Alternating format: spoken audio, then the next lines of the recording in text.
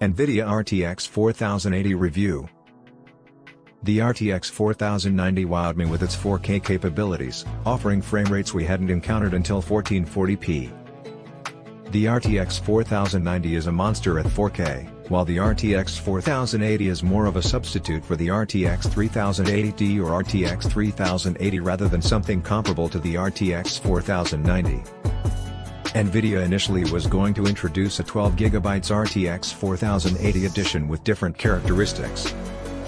After public criticism due to the conflicting information on the specs and title, Nvidia decided not to release this version of the card and keep only the 16GB RTX 4080. It may have come as a surprise to many how large RTX 4080 is. The Founders Edition cards for both RTX 4090 and RTX 4080 are the same size. Thus, the RTX 4080 is shipped in the massive box that can usually be found with the RTX 4090. The RTX 4080 and 4090 look the same, except for their names. They share a fan that features 7 blades instead of 9. Furthermore, the RTX 4080 has a 3-slot design, while the 3080 Founders Edition and even the 3080 Ti both feature 2-slot designs. The size of the RTX 4080 is 10mm shorter than the 3090, yet it has an extra inch in height. This makes it quite bulky and might cause difficulty while fitting into a case as well as attaching side panels, particularly with third-party versions which are bigger than the Founders Edition model. We tested the RTX 4080 with Intel's Core i9-13900K processor using a 32-inch Samsung Odyssey G7 monitor. This 240Hz refresh rate display was enhanced with Nvidia's G-Sync deck.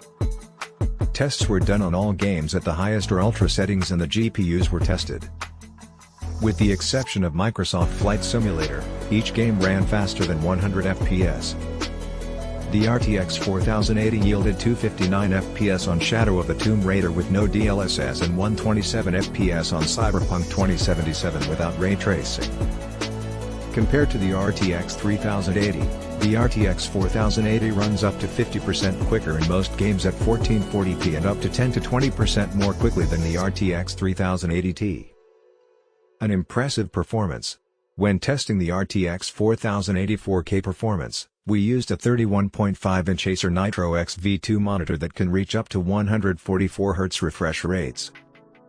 Unfortunately, the RTX 4080 was not able to reach this rate without lowering settings compared to the RTX 4090. Utilizing DLSS 3, we achieved 112 frames per second with 4K graphics and ultra settings.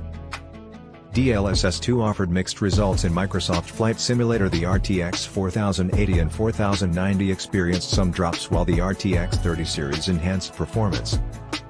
Regarding the odd bug, while using my Samsung Odyssey G7 monitor with the RTX 4080, we couldn't get any display until we got another one of my monitors to download the necessary drivers. After setting up the drivers, the Samsung Odyssey G7 operated perfectly, but it still fails to power on during the BIOS procedure.